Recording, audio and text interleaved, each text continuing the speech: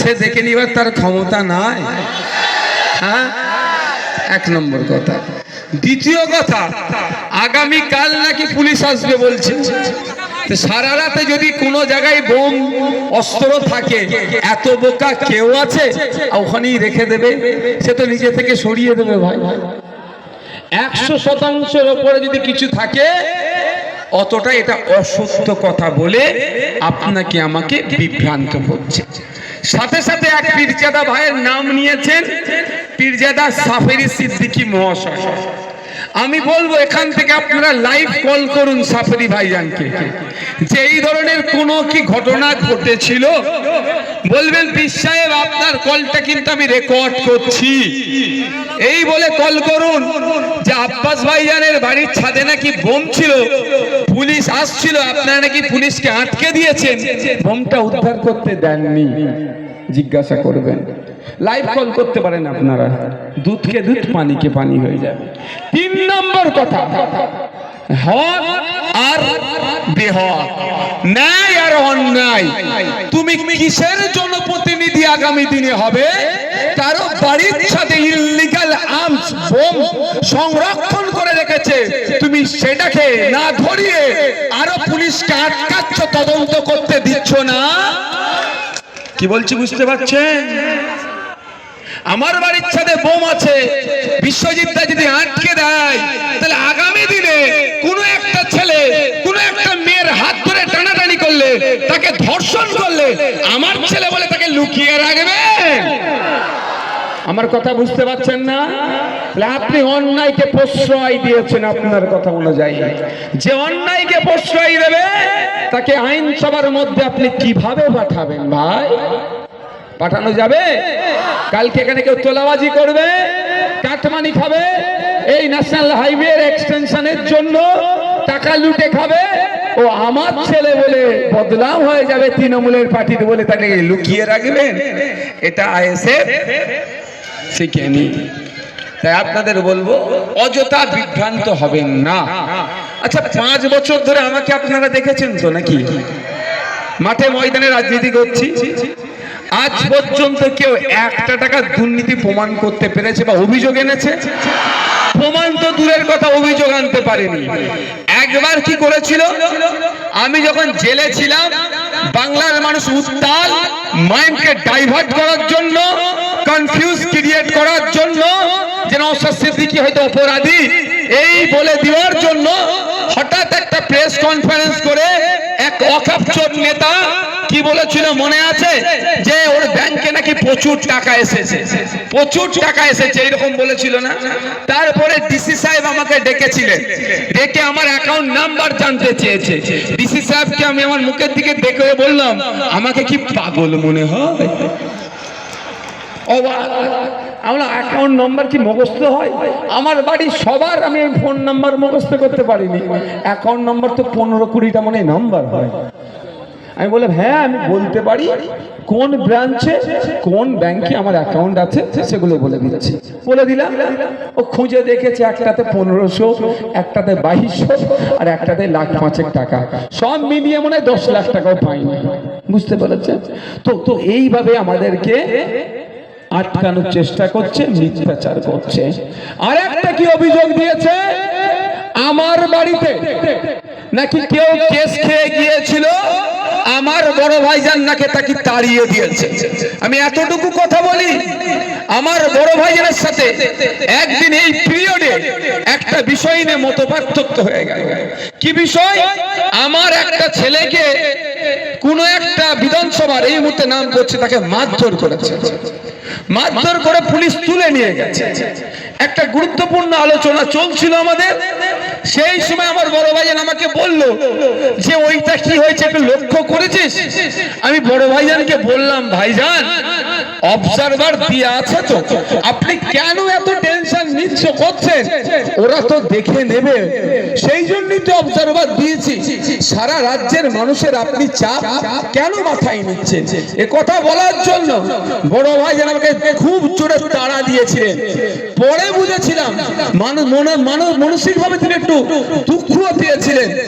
পরে আমি জানতে পারি যে তারা শুধু দুঃখ পেয়েছিল এই জন্যই যে এলাকা আমি ভোটার হিসাবে দেখি না। নওশাদ আমার যেমন ভাই, এরাও আমার ওই রকমই আপন ভাই। তাই অবজারভার যতই দেয়া থাকুক না কেন, আমার ভাই একটা বিপদে পড়েছে, সেই অবজারভার যদি ফাঁকি মারে, সেই জন্য তার ছোট ভাইকে বলছে একটু দায়িত্ব নিয়ে দেখ। এটা হচ্ছে আব্বাস সিদ্দিকী, একটু মাথায় রাখবেন। সম্পূর্ণ মিথ্যাচার করছে। হ্যাঁ, দলে জয়েন করেছে, আইএসএফ ছেড়ে আমডাঙ্গা থেকে গিয়েছে। যদি মনে হয় তার জন্য ওটা ভালো জায়গা, আমরা তাকে কিচ্ছু একটা শব্দ কেউ আমরা খরচ করেছি তার বিরুদ্ধে, প্রয়োজন নাই। কিন্তু প্রশ্ন এটা, মিথ্যা অভিযোগ করলে তো চুপ করে থাকা যায় না। রাজনীতির লড়াই হোক না, যুক্তি তর্ক দিয়ে লড়াই হোক, কে কত যুক্তি দিতে পারে তার লড়াই হোক। আমি ওয়েলকাম করছি 294টা তৃণমূলের প্রার্থী ছেড়ে দিন, রাজ্যের মুখ্যমন্ত্রী মমতা ব্যানার্জিকে বসান একদিকে, আর উল্টো দিকে নওশাদ সিদ্দিকীকে বসান। মমতা ব্যানার্জি পশ্চিম বাংলার মহিলা থেকে শুরু করে, পুরুষ থেকে শুরু করে, কৃষক থেকে শুরু করে, এই আমডাঙ্গার কৃষক থেকে, আমডাঙ্গার কর্মচারী থেকে শুরু করে, সরকারি কর্মী থেকে শুরু করে রাজ্যের মানুষকে আজকে ধ্বংসের দিকে এগিয়ে নিয়ে যাচ্ছে। এটা প্রমাণ যদি না করতে পারি, মমতা ব্যানার্জির হাত থেকে আমি তার দলের ঝান্ডাটা গ্রহণ করে নেব। ভয় লাগছে নাকি? হ্যাঁ, আর যদি মমতা ব্যানার্জিকে আমি মমতা ব্যানার্জিকে আমি ভুল প্রমাণ করালে কি হবে? হ্যাঁ, কি বলছে আইএসএফ নিয়ে নিতে হবে? আরে বাবা না, মাথা খারাপ, মাথা খারাপ। বলবো মা আমার, দিদি আমার বার্ধক্যে উপনীত হয়েছে। আমরা যতটুকু জানি হিন্দু সমাজের মানুষেরা এটা বলে শেষ জীবনে গিয়ে বৃন্দাবনে একটু ধর্ম কর্ম করো, তাই না মা? তাই এটা বলবো অনেক হয়েছে মা আমার, এবার আপনি অব্যাহতি দেন, বাংলার মানুষকে একটু শান্তিতে থাকতে দেন, বৃন্দাবনের টিকিটটা কেটে দিচ্ছি। তারপরে আমি চ্যালেঞ্জ দিয়ে যাচ্ছি, আমি চ্যালেঞ্জ করে যাচ্ছি, প্রমাণ করে দেব। শিক্ষা, স্বাস্থ্য, কর্মসংস্থান, মহিলা নিরাপত্তা সব জায়গাতে বাংলাকে পিছিয়ে নিয়ে গেছে। মদের দোকান, কাটমানি, তোলাবাজিতে বাংলাকে এগিয়ে নিয়ে গেছে। একটা দ্বিতীয় কথা কি বলছিলাম, ও আমার চাচা জানের একটা বক্তব্য খুব ভাইরাল হচ্ছে, তৃণমূলের বন্ধুরা এটাকে নিয়ে ধেই ধেই করে নাচছে। আমার চাচা জান বলছেন একটা বক্তব্যে, তাকে নাকি শেরে পাঞ্জাবের কোনো একটা স্টাফ ফোন করে বলেছে তার ভাইপো তথা নওশাদের সাথে শুভেন্দু অধিকারী গল্প মিটিং করছে, তাই তো? এটা শুনেছেন আপনারা? শুনেছেন তো? এবার এটা নিয়ে অনেকে ফেসবুকে লেখালেখি করছে চাচা জান সম্পর্কে। আমি অনুরোধ করছি, খারাপ আমাকেও লাগছে, কিন্তু দিনের শেষে পীরের আওলাদ, তাদের জুতো আমাদের মাথায়। অনুরোধ করছি, কষ্ট হচ্ছে। আমি আস্তে আস্তে একজনকে বলছিলাম কি করতে পারি, মুখে লিকোপ্লাস লাগিয়ে রাখছি। আজকে মুখে লিকোপ্লাস লাগিয়ে রাখিছি বলে আমডাঙ্গার মানুষ ভালোবেসে ছুটে আসছে, বিনা বিরিয়ানিতে, বিনা তেলে, বিনা টাকাতে এসে মাঠে ভরিয়ে দিচ্ছে। ধৈর্য ধারণকারীর সাথে কে থাকে? হামসাব ভাই, কে থাকে? সৃষ্টিকর্তা থাকে। ঠিক আছে, ধৈর্য ধরে আছি, কিন্তু উত্তর আপনাদেরকে নিয়ে আজকে যেতে হবে। নওশাদ সিদ্দিকী শালীনতা বজায় রেখে উত্তর দিতে এক্সপার্ট, আপনারা জানেন। আজকে দিচ্ছি প্রথম কথা, চাচা জানকে একজন কি বলছেন, কেউ একজন ফোন করে বলেছে আপনার ভাইপো আছে। ওই কেউ একজন যদি অসত্য কথা শুনে চাচা জান সেটাকে ডেলিভার করে দিয়েছে। এক নম্বর, অসত্য কথা বলেছে চাচা জানকে। চাচা জান যদি ডাইরেক্ট বলতো আমি সচক্ষে দেখেছি শুভেন্দু অধিকারী নওশাদ সিদ্দিকী বসে মিটিং করছে, এটা কিন্তু বলেনি। তাকে কেউ একজন শুনিয়েছে, তিনি সেটা মিডিয়াতে বলেছে। এটা তাকে যে শুনিয়েছে চরম অসত্য কথা শুনিয়েছে। এবার আসা যাক সত্য মিথ্যা প্রমাণ করার আমি জায়গা দিয়ে দিচ্ছি। আমার বুকে বল আছে বলেই তো আমি বলছি। এ দেখুন আপনাকে বলি, আমি সকালবেলা উঠলাম ঘুম থেকে, সে 10টা হোক 11টা হোক 8টা হোক, বার হয়ে হয়তো মাজার শরীফ ধারে আপনারা জানতো আমি একটু আড্ডা টাড্ডা মারি, দেখেছেন তো বেশি আমার বাড়ির দিকে থাকি, আর নালে বড় দরবারে ওই ওই ওই ওই ওই মাজার শরীফের ওখানটা দেখেছেন তো, অনেকে গিয়ে দেখতে পান তো আমাকে। তো আমি বাড়ি থেকে বার হয়ে মাজার শরীফের ওখানে চা খেতে গেলে এদের ইনফরমেশন, সিআইএসএফ এর ইনফরমেশন দিয়ে দেয় যে আমি বার হলাম অমুক জায়গায় গিয়ে দাঁড়ালাম, বা কোনো হোটেলে রাত্রে খেতে যাচ্ছি আড্ডা দিতে, বন্ধুদের সাথে গেছি বা আমার পাড়ার গ্রামের মানুষের সাথে, এরা আমার গাড়িতে উঠলেও জিজ্ঞাসা করে আমরা কোথায় যাচ্ছি। যদি বলি শিয়াখালা, সঙ্গে সঙ্গে টাইপ করে দেবে শিয়াখালা। শিয়াখালা পার হয়ে গেলে বলবে এবার আপনি আমরা কোথায় যাব। যদি বলি ডানকুনি, ডানকুনি। ঠিক আছে। তো যেদিন চাচাকে, আমার চাচা জানকে ওই লোকটি বলেছেন যে আমি শেরে পাঞ্জাবে গিয়ে তার মিটিং করেছি, নিশ্চিতভাবে আমাকে বলতে হয়েছে আমি শেরে পাঞ্জাব যাব। ওখানে গিয়ে কার সাথে গল্প করবো এদের তো জানার দরকার নেই, কিন্তু এটুকু তো জানাতে এদেরকে হয়েছে যে আমি শেরে পাঞ্জাব যাবো, কারণ নিরাপত্তার ব্যাপার থাকে। ওরা ওখানকার থানাকে মেসেজ করবে সিস্টেমে, এদের জিডিতে লেখা থাকে। তাই আমি এখানে চ্যালেঞ্জ করে যাচ্ছি একটা আরটিআই করা হোক। কিসে আরটিআই? এসএসজি নয়টাই হচ্ছে সিআইএসএফ এর হেডকোয়ার্টার, ওখানে আরটিআই করুক। তৃণমূলের বন্ধুরা করতে পারে বা যে কেউ করতে পারে। চাচাজানকে জিজ্ঞাসা করুন আপনারা ভদ্রতার সাথে, শালীনতা বজায় রেখে, যে চাচাজি নওশাদ ভাই কোন তারিখে গিয়েছিল একটু তারিখটা বলুন না। ভালো ঠান্ডা মাথায় বুঝবেন, আমি আজকে জবাব দিতে এসেছি। অনেক আমাদের সাথে মিথ্যাচার হচ্ছে, অনেক অনাচার হচ্ছে, কিন্তু আমরা মুখ খুলিনি। মুখ খুলিনি এই মানে এই নয় যে আমরা দুর্বল, আমরা জবাব দিতে এসেছি আজকে। জবাবটা আপনারা নোট করে নিয়ে যাবেন। তাহলে কি হবে? যদি বলে 23 এপ্রিল, 15ই আগস্ট, 14ই আগস্ট, বলবে তো কিছু একটা ডেট, সেই ডেট ধরে আরটিআই করুক সিআইএসএফ এর হেডকোয়ার্টার এসএসজি নয়ডাতে। আরটিআই করলে জবাব দিতে বাধ্য। জিডিতে লেখা থাকে নওশাদ কখন বেরোচ্ছে ঘর থেকে, কখন ঘরে ঢুকছি, টোটাল ইনফরমেশন এদের কাছে থাকে এবং খাতায় কলমে। এটুকু মাথায় রাখবেন। এখন আমি এদের নজরের মধ্যে আছি, কখন ঘর থেকে বার হলাম আর কখন ঢুকলাম, টোটাল ইনফরমেশন এখানে থাকে। আরটিআই করলে ওই ডেট ধরে মারুক যে এই ডেটে নওশাদ সিদ্দিকীর অ্যাক্টিভিটি কি ছিল, মুভমেন্ট কি ছিল, দেয়া হোক। যদি আমি আপনাদের কথা দিয়ে যাচ্ছি, শুভেন্দু তো দূরের কথা, যে আমি কি বলে আপনার শেরে পাঞ্জাবে খেতে গিয়েছি, এতটুকু যদি দেখাতে পারে, আমি আপনাদের কথা দিয়ে যাচ্ছি পীর আল্লামা কারি ইসমাইল সিদ্দিক হুজুরের জুতো নিয়ে আমি আমডাঙ্গাতে ঘুরবো, মাথায় নিয়ে ঘুরবো। কি বলছি বুঝতে পারছেন?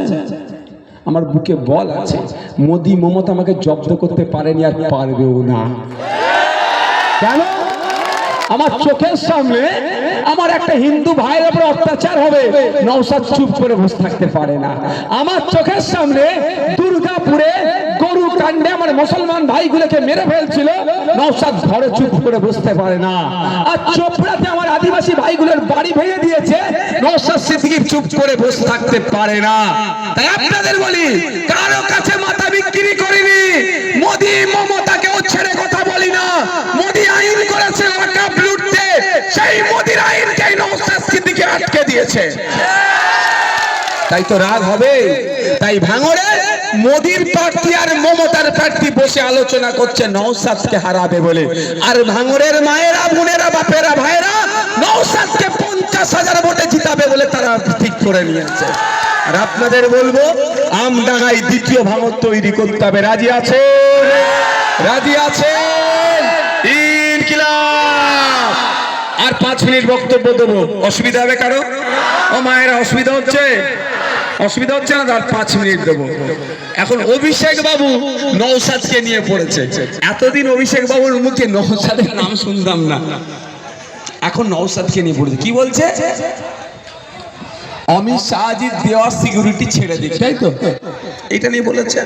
প্রথম কথা হচ্ছে, আমি কারো বাবা কালী সিকিউরিটি নিয়ে ঘুরিনি, আমি দেশের পুলিশকে নিয়ে ঘুরছি, এতটুকু মাথায় রাখবেন। আমি প্রথম বাংলার পুলিশ চেয়েছিলাম, সহজে বোঝানোর জন্য। তিনবার মমতা ব্যানার্জির কাছে চিঠি করেছিলাম। একজন বিধায়ক হিসাবে যে নিরাপত্তা রক্ষী পাওয়ার দরকার আমাকে দেয়নি। তিনবার মমতা ব্যানার্জির কাছে চিঠি করে জানিয়েছিলাম যে আমাকে নিরাপত্তা রক্ষী দেওয়া হোক, দেয়নি। এক নম্বর কথা। স্পিকার স্যারকে চিঠি করলাম যে আমাকে নিরাপত্তা রক্ষী দেওয়া হোক, দেয়নি। 3 নম্বর হচ্ছে অমিত শাহজিকে চিঠি করলাম যে পশ্চিমবাংলায় যত বিরোধী বিধায়ক আছে সবাইকে সেন্ট্রাল ফোর্স দিয়ে নিরাপত্তা দিচ্ছেন, আমিও বিরোধী বিধায়ক, আমাকেও দেওয়া হোক, দেয়নি। পরিশেষে নওশাদ সিদ্দিকীর কাছে তো বুঝতে পারছেন কি বলছি, পেন আছে, পেনের খোঁজায় আমি জব্দ করতে ভালো পারি, আপনারা জানেন। ও 5 টাকার পেন AK-47 এর থেকে বেশি জোরে চলে। আমি কি করলাম, পেনের একটু খোঁচা দিয়ে দিলাম, কোর্টে চলে গেলাম। সব কটা চিঠি এক জায়গায় করে কোর্টে গিয়ে বললাম এবার বলুন আমাকে কি করবেন। কোর্টকে বললাম যে আমি পাচ্ছি না। কোর্ট তখন কি করলো, CISF কে বললো যে নওশাদ সিদ্দিকীকে একটা টাইম বেঁধে দিলে এর মধ্যে নিরাপত্তা প্রদান করতে হবে এবং তার থ্রেটের বেসিসে তাকে নিরাপত্তা রক্ষী দিতে হবে। এবার বলুন আমি কারো বাবা কালী সিকিউরিটি নিয়ে ঘুরছি, কারো নিয়ে ঘুরছি? এরপরে আমাকে একটা চ্যালেঞ্জ করেছে যে অমিত শাহ পুলিশকে ছেড়ে দাও, দিদি পুলিশ রাজ্য পুলিশ দিয়ে দেবে। আমি এখানে কথা দিয়ে যাচ্ছি আমডাঙ্গার মানুষের কাছে, ভুল বুঝানো হচ্ছে, দেখে নিয়েছে আমডাঙ্গা হাতছাড়া হচ্ছে, দেখে নিয়েছে মধ্যমগ্রাম হাতছাড়া হচ্ছে, অশোকনগর হাতছাড়া হচ্ছে, হাড়োয়া হাতছাড়া হচ্ছে, মিনাকে হাতছাড়া হচ্ছে, দেগঙ্গা হাতছাড়া হচ্ছে, ক্যানিং পূর্ব হাতছাড়া হচ্ছে, ভাঙড় তো আর কোনো কথাই নাই। এবারে মানুষকে ভুল বুঝিয়ে যদি মাইন্ডকে ডাইভার্ট করানো যায়, কি বলেছে, নওশাদ সিদ্দিকী যদি সিকিউরিটি ছেড়ে দেয় দিদি অর্থাৎ রাজ্য পুলিশ দিয়ে দেবে। আমি কথা দিয়ে যাচ্ছি আমি রাজ্য পুলিশও নেবো না, এদেরকে কালকেই ছেড়ে দেবো। আমাকে একটা অভিষেক ব্যানার্জি লিখিত দিক, অভিষেক ব্যানার্জি যখন দিল্লি যাবে পার্লামেন্টে, তখন এয়ারপোর্টে যখন ফ্লাইট থেকে নামবে এয়ারপোর্টের মুখ পর্যন্ত CISF তাকে গার্ড করে পার করে দেয়, এই পার করাটা তিনি আর নেবেন না। 1 নম্বর। কলকাতা বিমানবন্দর থেকে যখন যাই CISF এর গেট দিয়ে পার করে, সেখানে এই CISF থাকে, সেটা নেবে না বলে দিক 1 নম্বর। দ্বিতীয় কথা, দিল্লিতে যখন যায় এয়ারপোর্ট থেকে বেরিয়ে পার্লামেন্ট বা ওনার বাসভবন বা যেখানে উনি থাকেন সেখানে যখন যান, কার পুলিশ তাকে নিরাপত্তা দেয়? এই অভিষেক বাবুর কথাতে বলছি, অমিত শাহর দিল্লি পুলিশ তাকে নিরাপত্তা দেয়। তখন ভালো লাগে? দিল্লিতে গিয়ে অমিত শাহর পুলিশকে নিলে তখন খুব মিষ্টি লাগে। আর নওশাদ সিদ্দিকী কোর্টে লড়াই করে CISF নিলে তখন ঝাল লাগে কেন বাবু? শুধু তাই নয়, উনার পিসিমণি কদিন আগে দেখেছিলেন উত্তরপ্রদেশে গিয়েছিল, গিয়ে মন্দিরে পুজো দিয়েছেন। সে পুজো দেবেন কি করবেন আমার ভিতরে বিরোধিতা নাই বা পক্ষ আমি তার নিনি, যার যা ইচ্ছা করবে। সেই উত্তরপ্রদেশে যখন গিয়েছিল উত্তরপ্রদেশ পুলিশ তথা যোগী পুলিশের সহযোগিতা কেন নিল? তার বেলায় অসমে যাবেন, কদিন পরে শুনছি প্রার্থী দিয়েছে, তাহলে অসমে গিয়ে অসম পুলিশের সহযোগিতা বা গৌহাটি সিটি পুলিশের সহযোগিতা কেন নেবে? বলে কথাই আছে না, নিজের বেলায় আটি আটি পরের বেলায় শুধু বিভ্রান্ত করছে। তাহলে চ্যালেঞ্জ আমি দিয়ে গেলাম, তো আমি চ্যালেঞ্জ দিয়ে গেলাম, এটুকু মাথায় রাখবেন। শুধু আমাদের নামে মিথ্যাচার করা হচ্ছে আমাদেরকে আটকানোর জন্য। বাবু আমি আপনাদেরকে বলি, মায়েরা বাপেরা ভাইয়েরা, যে কারো কথায় বিভ্রান্ত হবেন না। আগামী 29 এপ্রিল EVM মেশিনের 8 নম্বর বুদাম টিপে খাম চিহ্নে ভোট দেবেন। ISF এর প্রার্থী CPM এর সমর্থনে, বামেদের সমর্থনে বিশ্বজিৎ দা এখান থেকে জিতে বিধানসভায় যাচ্ছে। রাজি আছেন আপনারা? সবাই উঠে একটু দাঁড়ান তো। স্লোগানিং হবে, লাইটিং হবে, হবে হবে হবে। লাইটটা জ্বালান, ফ্ল্যাশটা জ্বালান, ফ্ল্যাশ জ্বালান। বাইরে বাইরে যারা রাস্তাঘাটে যে যেখানে আছে পিছিয়ে যেতে হবে, যে যেখানে আছে, যে যেখানে আছে। একটা চেয়ার দাও তো, হ্যাঁ ঘুরিয়ে নেবো। যে যেখানে আছেন তুমি চেয়ারটা ধরো ভালো করে।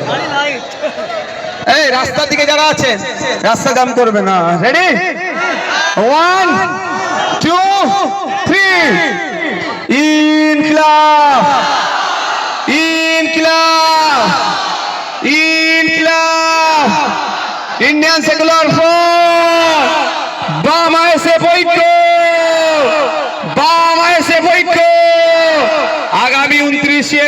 সেদিন দিকে দিকে বলে দিন, এই সাধনপুরের বলে দিন, এই মরিচাতে বলে দিন, এই দত্তপুকুরে বলে দিন, মা বোনেদের বলে দিন,